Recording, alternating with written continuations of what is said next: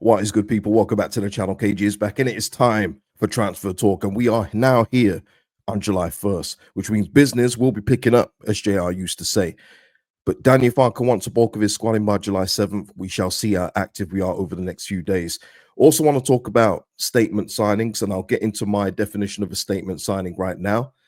A statement signing for me isn't somebody that costs 30, 40, 50 million. That's not a statement signing to me. A statement signing is someone that you get in that is a level above the quality that you already have, or will absolutely make your first 11 straight away, better. Biol could be that, but for me, I'm talking more along the lines of a Norgard. I'll give you the Norgard example just because he only costs Arsenal, or he's only going to cost Arsenal 11 million euros, which is not a lot from Brentford, but he would have been a statement signing to me because he is just a quality operator in that midfield. And if you could have got him at Leeds United from Brentford, that for me is a statement just to show our intent of our attack on the Premier League this summer. So far for me, 2 of the 3 signings have been ones that I believe Danny Farker could have got at Norwich City if he got them promoted. So it's about Leeds United differentiating themselves from other promoted clubs, which Sunderland are currently doing right now. Is Anton Stach one of those that could be a signing that makes a statement? He could be. Graham Smith has given us a link this morning. Hoffenheim, 6'4", defensive midfielder primarily, has played in other positions, but defensive midfielder is where he operates. He's 26 years old, and Leeds United have registered the interest. Now, for me, this Anton Stach straight away is the Gruev replacement and also the alternative to Thomas Souček. Now, will he ever score 9 goals in the season? I don't know. But that's what it is to me. He's a more mobile defensive midfielder, can carry the ball, but is very good at winning possession back. And this kind of signing as well just signals to me, especially with what we've got, is that we want to be very nasty to play against. I think we want to be really nasty to play against. There's not going to be any easy games for the opposition, even if they beat us. I think that's the kind of thing we're going for. And I'm all for that. I'm absolutely all for that. Be hard to beat. I'm absolutely cool with that. And this kind of signing does signal that intent. Now, the last report I saw from Plettenberg, this is from March time, so this is not new. Hoffenheim wanted to keep Stach this summer, but they're aware of several interests from several clubs, including Frankfurt. Their price was between 15 and 20 million euros. And if you're going by the lowest total on that, that's around 13 million pounds, which isn't too much, and he is under contract until 2027. Now, there are going to be a host of clubs involved. The report does say that there's other clubs interested in him too. Is he likely to stay in Germany? That could be the move for him. He may want to stay in Germany, but listen, I wouldn't be against this signing, but again, for me, I'm looking at the makeup of the team, and does he come in and replace Ampadu or Tanaka? He doesn't for me.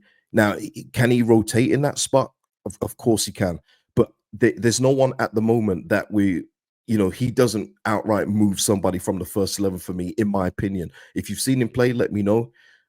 He's obviously a good player. I'm not taking that away, but it's another one that I think is for the squad more than anything.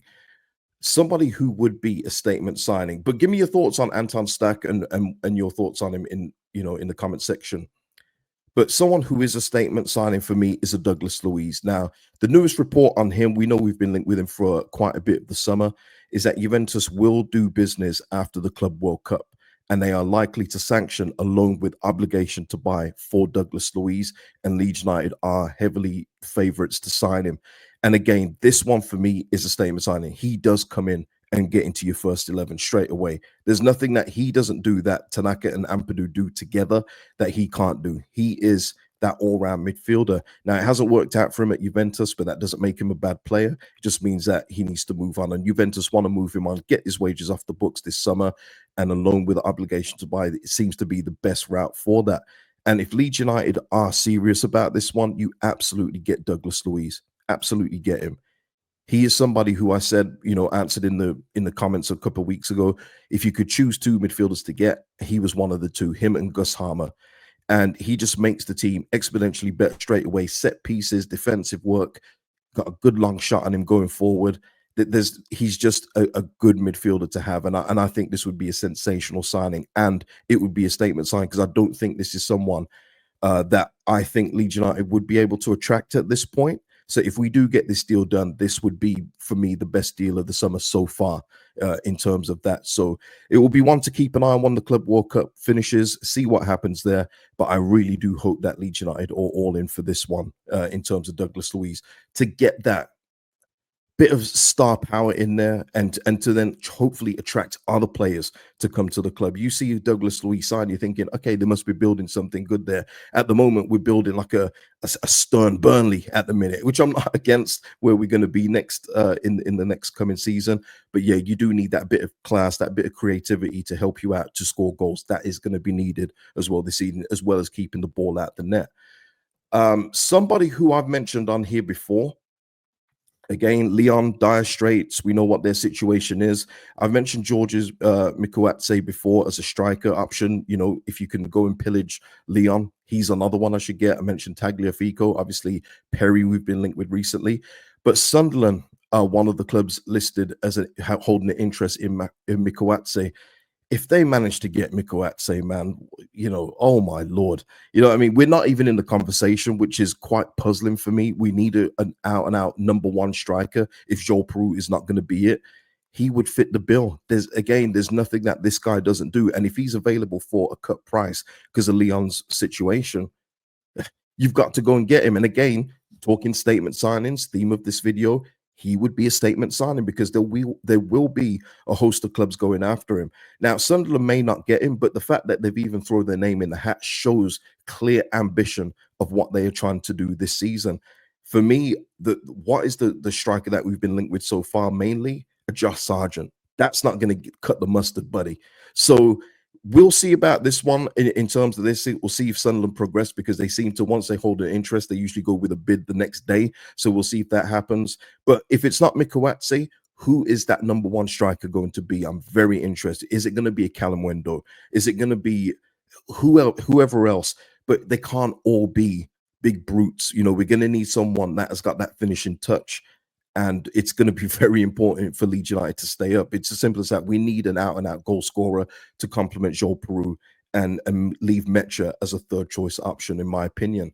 Someone who's gone off the board, and it's someone I mentioned very early in this window as a free transfer, Mike McGrath. Well, it's not done yet, but Birmingham City are closing in on Osayi-Samuel from Fenerbahce, which is an absolutely ambitious, outrageous move for them.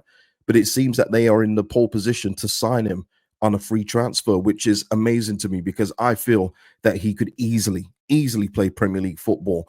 But obviously Birmingham City, we know that's a very, very ambitious project there, and they're going to be hoping to fight for promotion to the Premier League. So he's probably going to be paid a fair bit in comparison to other right backs in that division.